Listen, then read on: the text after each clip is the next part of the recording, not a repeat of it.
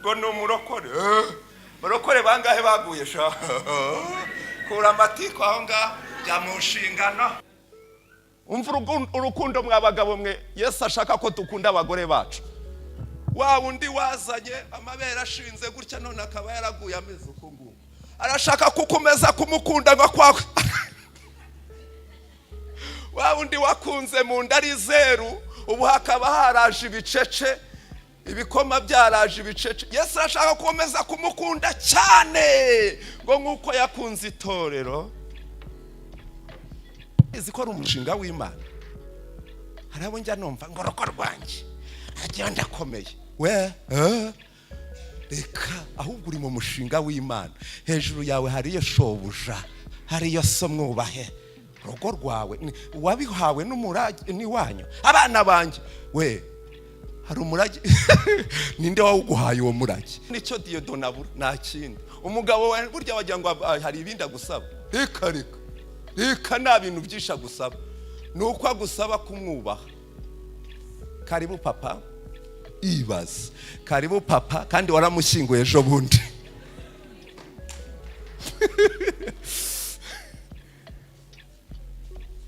Papa karibu sheri. Ariko byumvore niba bavuzemo ko bitagombera amashuri n'ibinagomba amafaranga.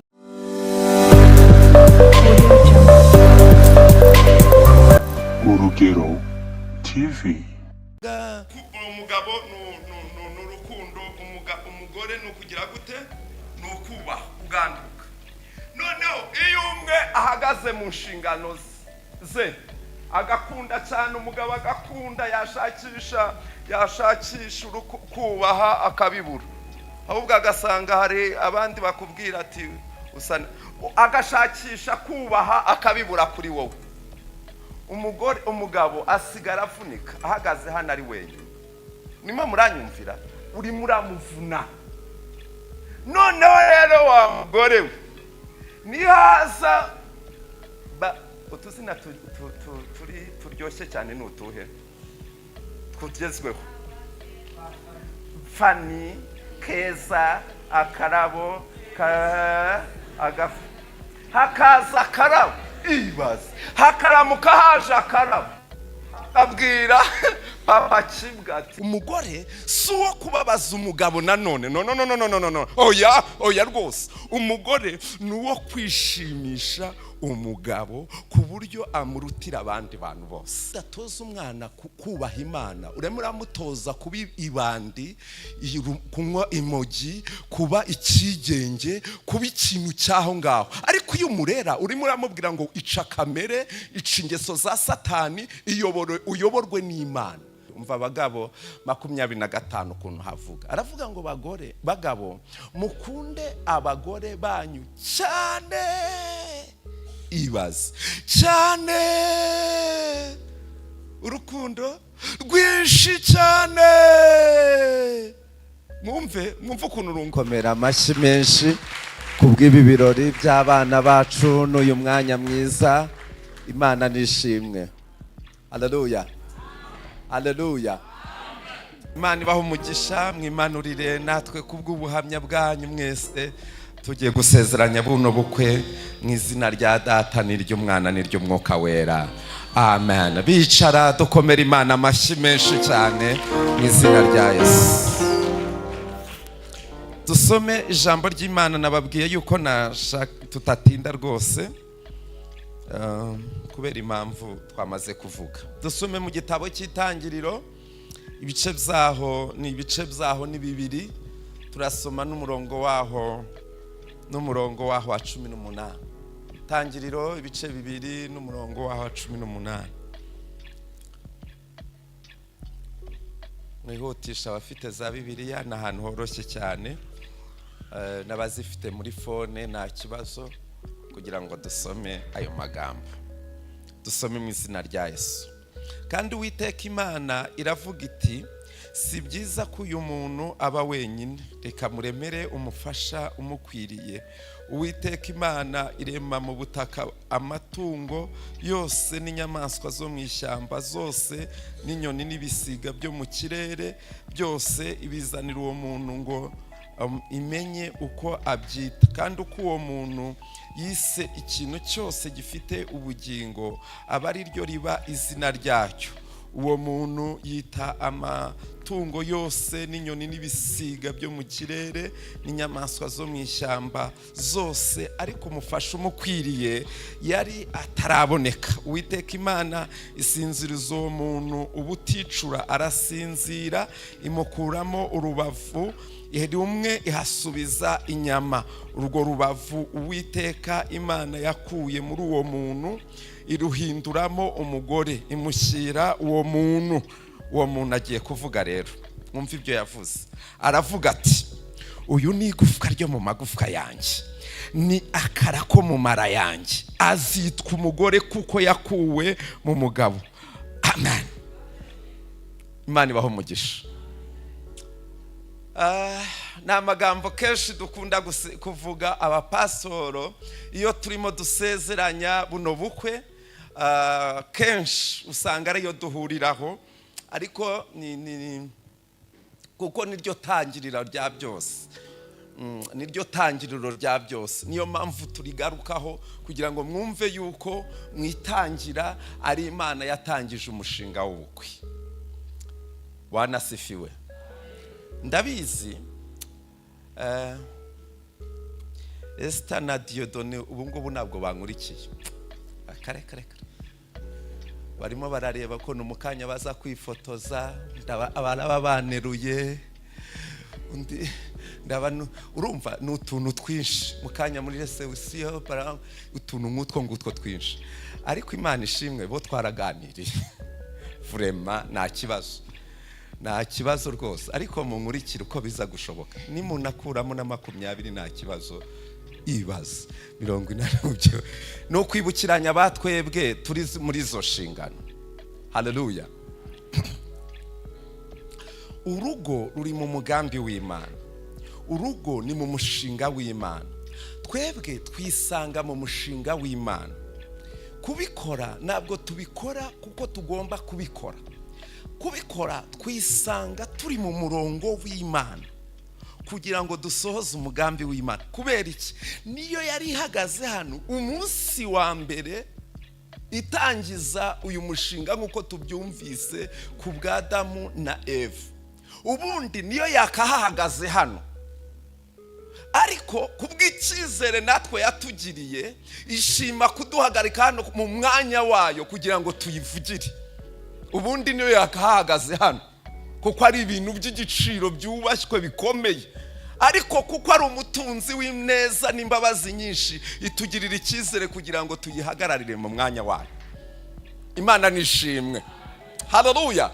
Mwumve rero, urugo ruri mu mugambi w'Imana. Twebwe twisanga mu mugambi w'Imana. Kenshi ari igihe twica umugambi w'Imana iyo twangiza.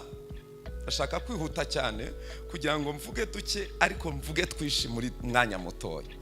Iyo dushaka kwica intego ya Yesu, naragera aho ngaho. Impamvu zigera kuri 7, mvugemo 3 Imana yashyizeho urugo. Impamvu ya mbere, impamvu ya mbere yabikoze kwari ukugira ngo ihaze kwifuza k'umuntu. Nima murabyumva? Kwari ukugira ngo ihaze kwifuza k'umuntu. Naratangaye.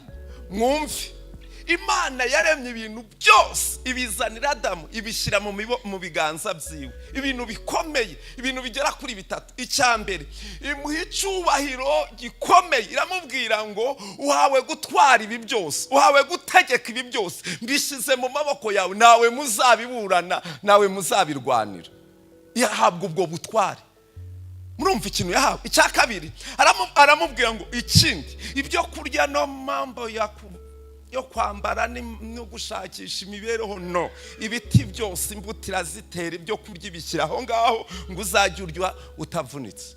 Cya gatatu, ishyiraho ikindi iramubwira ngo ntabwo uzajya usanga ushaka, ahubwo jyewe nzajya ngushaka. Ibintu byo gusenga y'itatu, unda y'irindwi, unda ya 10 wape, wowe uzajye wirira winywere, ubundi nzajya nza dusabane ku mugoroba nibyo byonyine, ubundi utegeke uyobore. Ariko ngo Imana iza gusura Adamu ku mafu ya nimunsi nk'uko isanzwe ibikora, ngo ugiye kubona Adamu nanejejwe nabyo. Adamu byagenze gute? Ariko kuko Imana itabwirwa iby'abantu, ihita imenya ikibazo kiri muri Adamu. Bibiliya itubwira ngo iki? Nabimenye, ndabimenye. Nubwo muhaye icyubahiro kirenze, nubwo muhaye byose, ariko hari ikintu kibura. Umugabo ni icyuzuzo cy'umugore, umugore ni icyuzuzo cy'umugabo. Ntabwo mubyumvise. Amafaranga si icyuzuzo cy'umuryango, no, ni inyongera ku muryango. Icyubahiro cyangwa promosiyo si icyuzuzo cy'umuryango, ahubwo umugore wanjye ni icyuzuzo cyanjye. Mwamvuge ngo amen. Umugabo wawe ni icyuzuzo cyawe, niho mahwi. Imana nishimye. Mwumve rero, Adamu ngwirangije, Imana ihita ivuga ati mbonye ikibazo aho kiri, reka mpite nanga igisubizo. Iraza ihita iremamo umugore mu mugabo, ne kugenda urwo rugendo cyangwa ugendeho gatoya. Iranzi imusinziriza, Bibiliya iratubwira ngo ibiticura. Irangije imukuramo urubavu. Ibyo biroroshye cyane. Jya nanga urugero, nakozaga isida. Bakuramo igufa hano barishyira hano. Murimo murabyumva? Ni abantu babikoze. Bakuramo igufa hano bahita barishyiramo hano. Amagufwa yose yari yashizemo n'imitsi, hasigaye akantu gatoya. None akaboko kanjye karakomeye, dore gafashe mikrofone. Biroroshye rero ku Mana iyo yaremye umuntu gufata gukuramo akagufa ikagahinduramo umuntu. Nibyoroshye? Mwumve. Irangije ikuramo akagufa, irangije irakarema,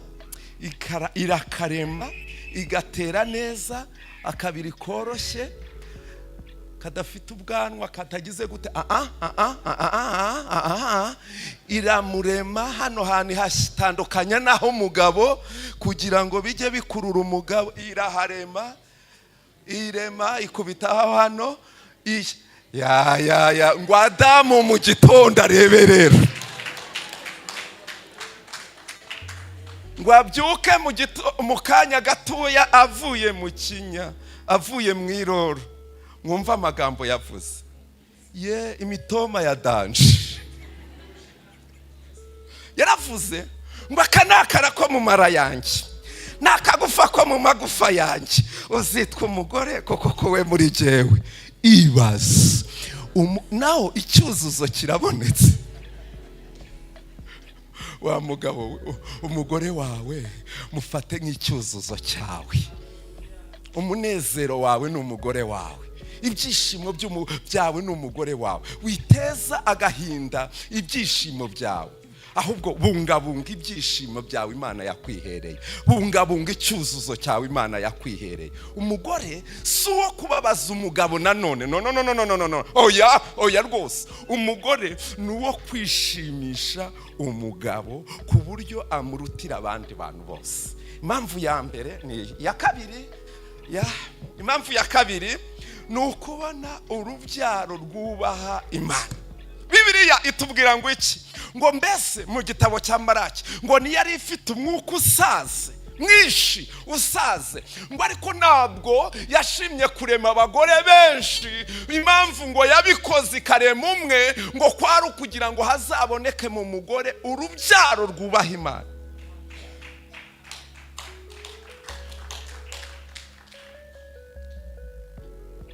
Impamvu mu mushinga w'Imana w'urugo rwawe, se murabizi ko ari umushinga w'Imana? Hari abo njya numva ngo urugo rwanjye hagiye ndakomeye. Reka ahubwo uri mu mushinga w'Imana. Hejuru yawe hariyo shobuja, hariyo so mwubahe. Urugo rwawe wabihawe n'umurage ni wanyu. Abana banjye hari umurage. Ninde wawuguhaye uwo murage? Nibyo twakuye ku Mana, tumenye kubaha data wa twese.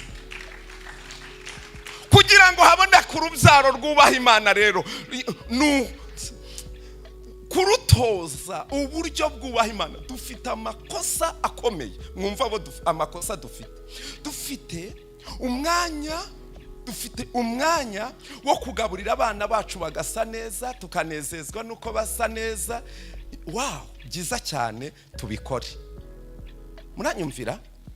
Tukagira n'ikindi kintu Bibiliya iratubwira ngo nuko umwuka, umubiri n'ubugingo biragire gute? Birarindwi. Rero turimbisha umuntu w'inyuma ari wo mubiri narimvuze, tukarimbisha